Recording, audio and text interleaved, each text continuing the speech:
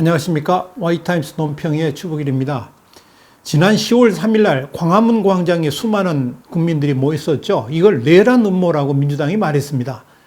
문재인 정권은 광화문에 그렇게 많은 국민들이 모이는 것이 두려운가 봅니다.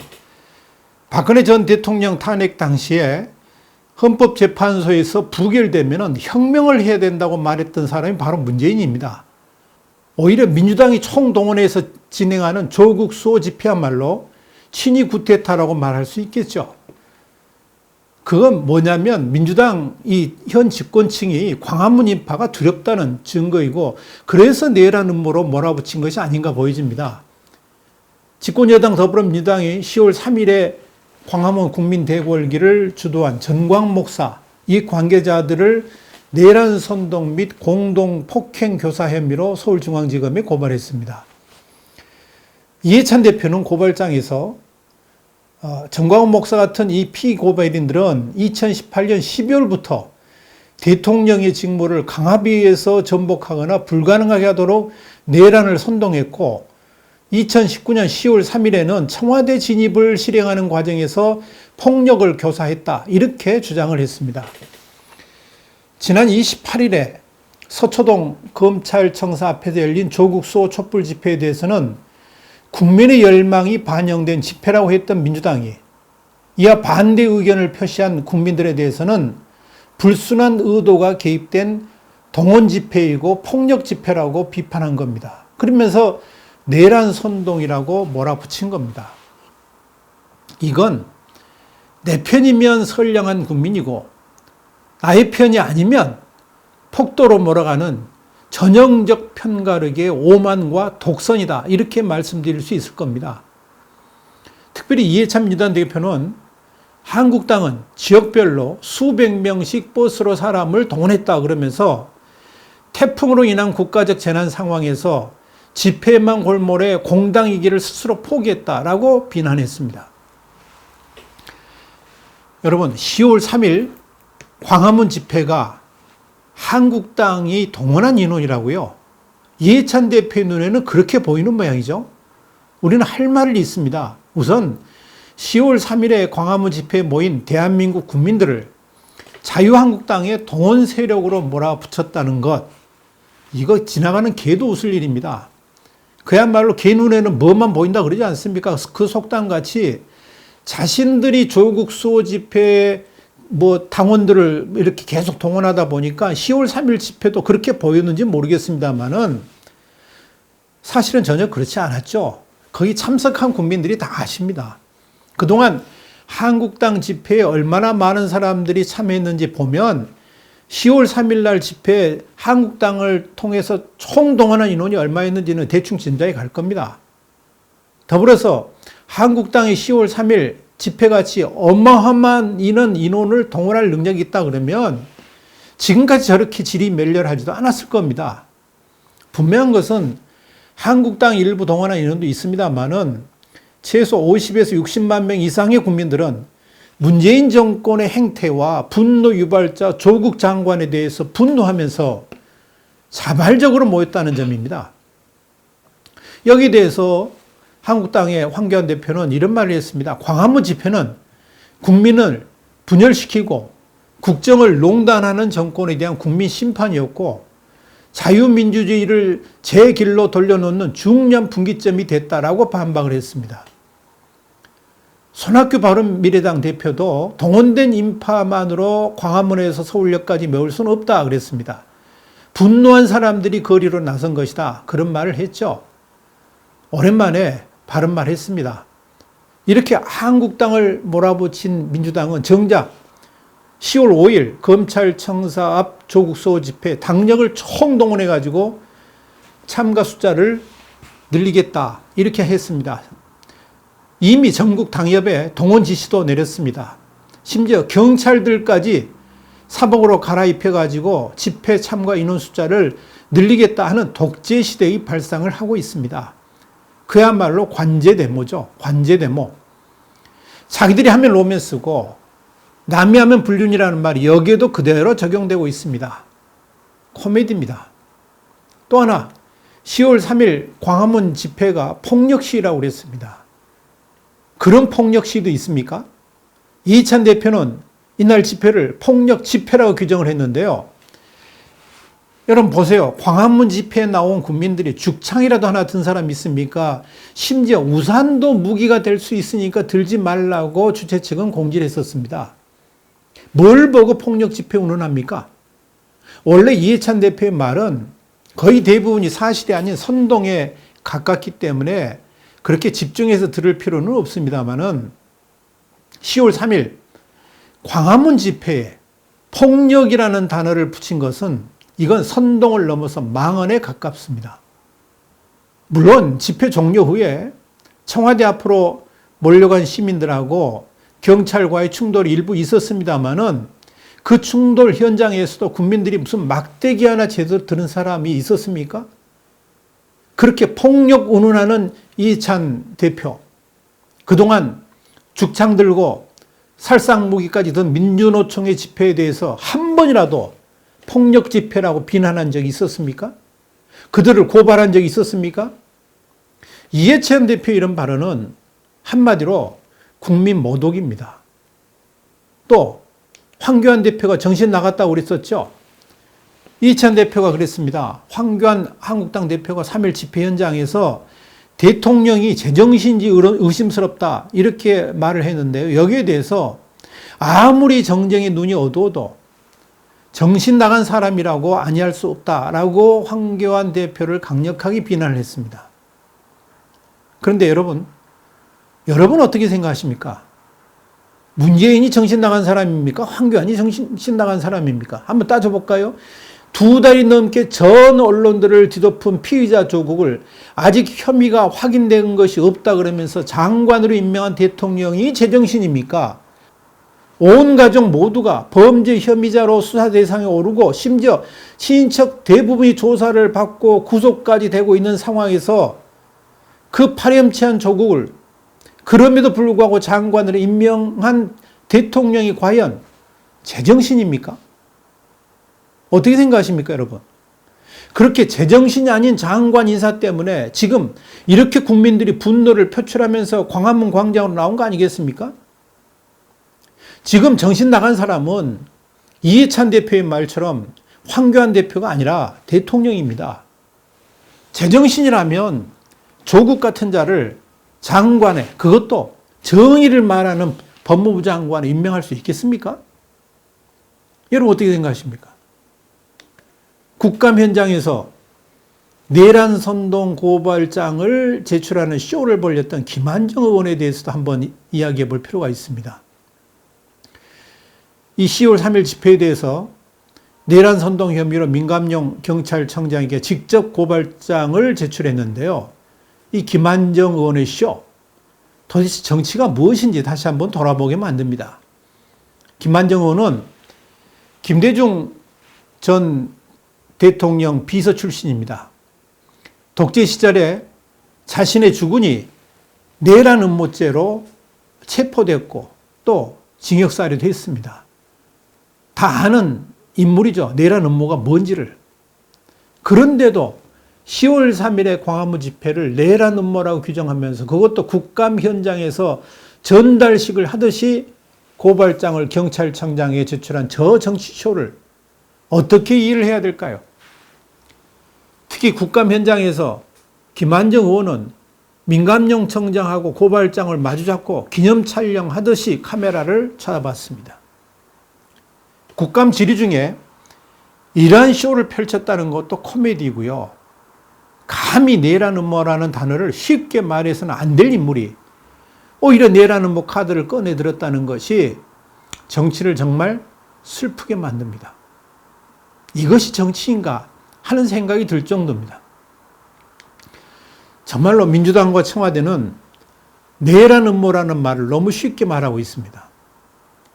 집권여당 민주당과 청와대가 문재인 집권 이후에 내란 음모라는 단어를 너무 많이 쓰고 있고 남발하고 있다는 이야기입니다. 정권에 불리한 일이 생길 때마다 내란 음모라는 단어로 겁박하는 못된 형태를 보일 정도로 남발하고 있다는 것입니다. 볼까요? 김무사 내란 음모 정치 공작 여러분 기억나시죠? 실체가 전혀 없었던 기무사 개헌 문건을 내란 음모로 몰아붙였던 일이 있었습니다. 우리 Y타임즈에서도 기무사 내란 음모 적폐머리 문 대통령 사과해야 한다. 그래가지고 작년 11월 9일 날 논평을 낸 적이 있습니다. 지난해 8월 인도를 방문 중이던 문재인 대통령이 갑자기 촛불 집회 당시 계엄령을 검토한 문건을 작성한 국군 기무사령부에 대한 수사를 특별 지시했죠. 그 인도까지 순방하고 있는 와중에 그런 지시를 한 겁니다. 깜짝 놀랐죠.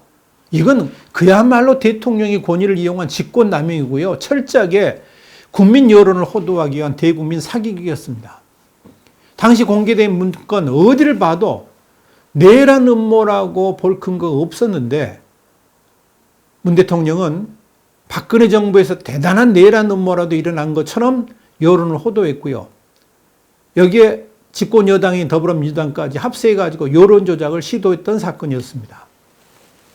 그래서 검찰은 지난해 7월 이 군검 합동 수사단을 구성해가지고 사건의 전말을 수사해 왔던 겁니다. 결론이 어땠을까요? 보나마나 뻔하죠. 이 합수단은 2018년 11월 7일 이 사건과 관련됐다고 보는 박근혜 전 대통령, 김관진 전 안보실장, 이런 사건 관련자, 그리고 핵심 피의자인 조현천 전 기무사령관에 대해서 사실상 무혐의 처분을 했습니다. 조자룡의 칼을 든 합수단이 넉 달 동안 검사 등 수사 인력 37명을 투입해가지고 사건 관련자 204명을 조사하고 90개소를 압수수색했지만 내란 음모로 몰아갈 단서를 전혀 찾지 못했던 겁니다. 합수단은 대통령 각본대로 내란 음모죄 적용을 하기 위해서 수사를 했습니다만은 애초부터 무리한 수사였음이 드러난 거죠. 당시 여당 국방위 간사였던 이철 의원이 기밀 지정된 문건을 공개했고요.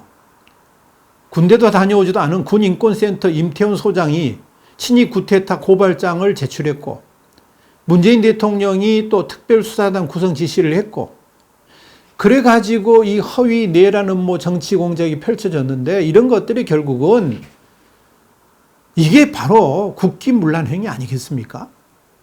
이런 짓을 해왔습니다. 그것뿐만이 아니고요.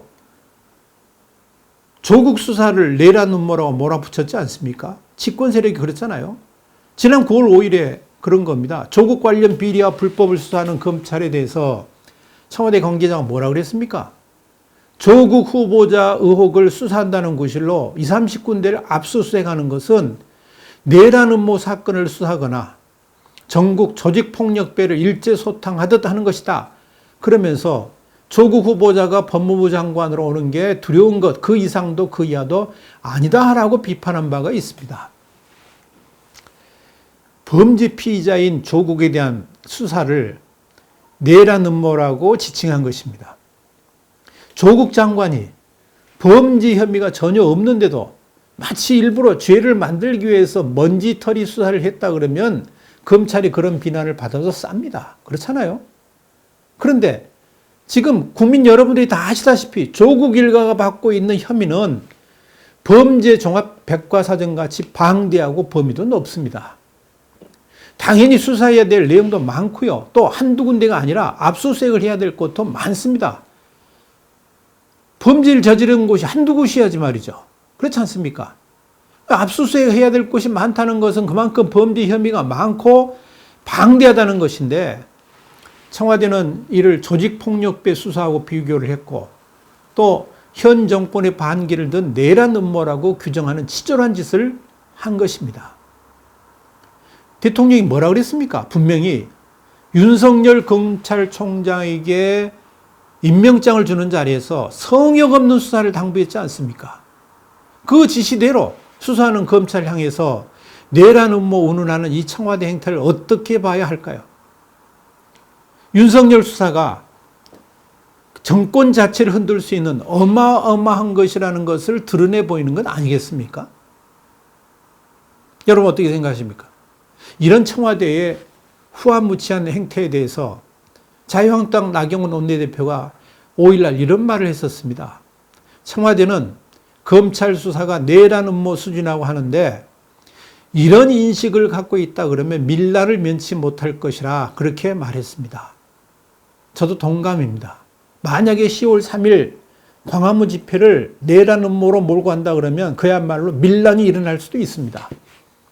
주광덕 의원도 국회 정론관 기자회견에서 청와대 관계자가 조 후보자 일가에 대한 검찰 수사를 놓고 내란 음모 사건 수사 수준이라고 말했는데 청와대는 무슨 근거로 내란 음모라고 한 것이며 이는 문재인 대통령의 뜻인지 국민에게 밝혀야 된다 그러면서 이건 곧 국민에 대한 정면 도전이고 민주주의 파괴라고 말한 바 있습니다. 여러분 어떻게 생각하십니까?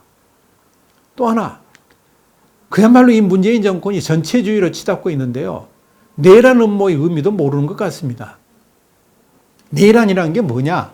사전적으로 보면 나라 안에서 정권을 차지할 목적으로 벌어지는 큰 싸움, 이걸 말합니다. 이 내란의 개념에는 정권을 차지하고 있는 쪽이 그 정권을 지속적으로 유지하기 위해서 벌이는 싸움까지도 포함합니다. 문재인 정권은 10월 3일에 광화문 집회를 내란 선동이라고 몰아붙였습니다마는 정작 그 집권 세력들이 과거에 했던 행태를 돌아보면 과연 그런 말을 할 자격이 있는지 의심스럽습니다. 따져볼까요?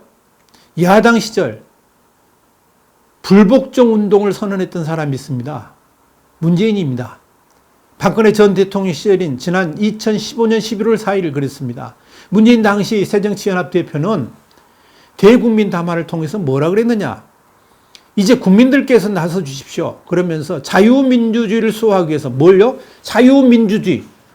자유민주주의를 수호하기 위해서 국민 불복종 운동에 나서 주십시오라고 호소한 바 있습니다. 이 말 그대로 지금 국민들에게 자유민주를 수호하기 위해서 국민 불복종 운동에 나서야 된다. 이걸 지금 제가 여러분들께 드리고 싶은 말입니다. 그런데 문재인 대표가 당시 대표가 그런 말 한 겁니다. 당시 문재인 대표는 이랬습니다. 권력의 오만과 불통이 아니라고 말해 주십시오라고 거듭 호소하면서 국민이 이기는 싸움이라 그랬습니다. 정부는 국무총리까지 나서서 국민들에게 거짓말을 서슴지 않았다 그러면서 이미 그들이 지는 싸움을 하고 있는 증거라고 말을 했습니다. 그러면서 승리를 확신했었죠. 그 말을 지금 제가 그대로 드리고 싶습니다. 우리 국민들에게. 그는 분명히 국민의 기막은 정권은 불복종으로 맞서야 된다고 했었습니다. 지난 10월 3일 광화문 광장 집회는 자신이 했던 말 그대로 똑같이 대도를 받는 거죠. 이게 어찌 내란 음모입니까? 국민 불복종 운동이지. 그렇지 않습니까? 박근혜 전 대통령 탄핵 부결 시에 혁명을 해야 된다고 말을 했습니다. 누가요? 문재인 당시 대표가 그랬습니다.